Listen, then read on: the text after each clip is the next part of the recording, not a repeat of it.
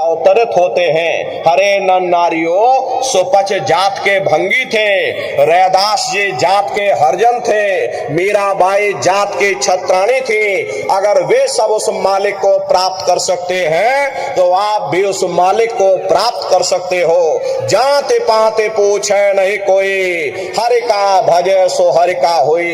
लोग यहाँ जात पात बनाते बनाते मर गए, लेकिन ऐ नर नारियों, जब तुम्हारी ये जीवात्मा इस मनुष्य रूपी चोले को छोड़ करके ऊपर धर्मराज की कचहरी में पहुंचेगी, वहां न तुमसे ये पूछा जाएगा कि तुम किस जाति के हो, तुम किस कौम के हो, तुम किस मजहब के हो, तुम हिंदू हो या मुसलमान हो, तुम हिंदुस्तान से आए हो या तुम पाकिस्तान से आए हो।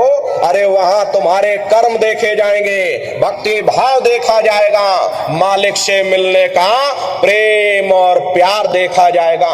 इसीलिए महात्मा समझाते हैं, भाई मालिक को पाने के लिए तुम्हें जात बिरादरी बदलने की जरूरत नहीं है, तुम्हें समाज छोड़ने की जरूरत नहीं है, तुम्हें घर परिवार छोड़ने की जरूरत नहीं है, तुम्हें बाल बच्चे छोड़ने की जरूरत नहीं है, तुम्हें जंगलों पहाड़ों में भटकने की जरूरत नहीं है, तुम्हें साधु सन्यासी और बाबा बनने की जरूरत नहीं। अरे भाई तुम अपने अपने घर परिवार में रहो, अपने अपने बाल बच्चों के साथ रहो, अपने अपने समाज में रहो, समाज की रीत नीति के अनुसार रहो, मेहनत और ईमानदारी से काम करो और 24 घंटे में घंटा 2 घंटा अपनी जीवात्मा के कल्याण के लिए सुरत शब्द नाम की कमाई यानी सुमरन ध्यान भजन करिएगा। हरे नर नारियों, यही दौलत तुम्हारे काम आएगी, बाकी सब यही पड़ा रह जाएगा। सुई की एक नोक भी तुम्हारे साथ में जाने वाली नहीं है। अरे बड़े बड़े राजे महाराजे आए, सारी जिंदगी उन्होंने ये किला बनाते बनाते गुजार दिया। आज उनके किलों को जाकर देखिए, आज खंडहर बने पड़े हुए।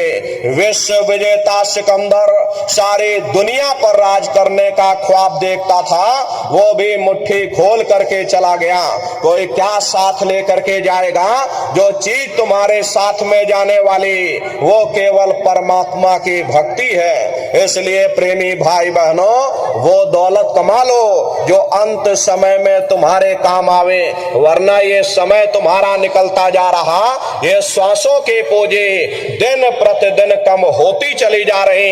एक समय ऐसा आएगा ये बुलबुला तुम्हारा फूट जाएगा, फिर ना जाने तुमको दोबारा मनुष्य शरीर मिले ना मिले।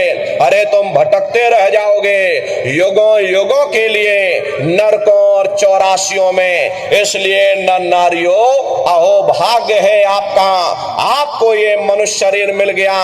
इस मनुष्य रूपी मंदिर में बैठ करके वो आत्म धन कमा लो, वो रूहानी खजाना कमा लो, जिससे तुम्हारी जीवात्मा का कल्याण हो जावे। तो सुमरन ध्यान और भजन नित्य नियम से आप लोग करिएगा और सभी लोग शाकाहारी रहना, क्योंकि हमारे गुरु महाराज ने शाकाहार पर विशेष जोर दिया। गुरु महाराज हमारे कहते थे कि बच्चे बच्चियों तुम लोग शाकाहारी रहना, शाकाहार का प्रचार करते रहना, इसी से देश और दुनिया में भारी परिवर्तन होगा।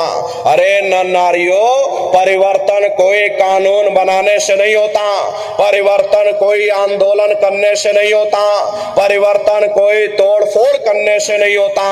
परिवर्तन तब होता है जब लोगों के विचार बदलते हैं, लोगों की भावनाएं बदलती हैं। विचार जब बदलेंगे जब लोगों का खान पान शुद्ध होगा।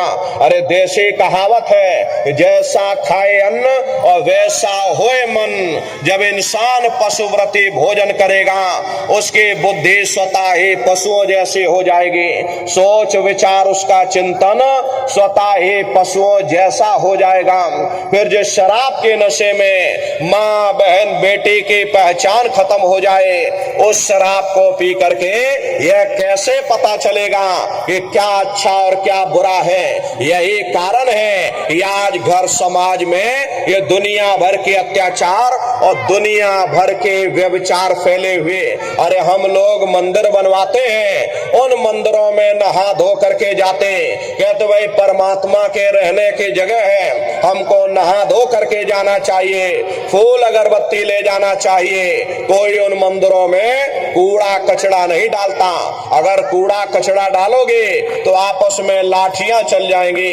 फिर ये जो हरि मंदिर है, ये पंच भौतिक शरीर जैसे महात्माओं ने हरि मंदिर कहा, इसमें तुम हाड़ मांस के लोथड़े डालते हो, इसमें तुम शराब के कतरे डालते हो।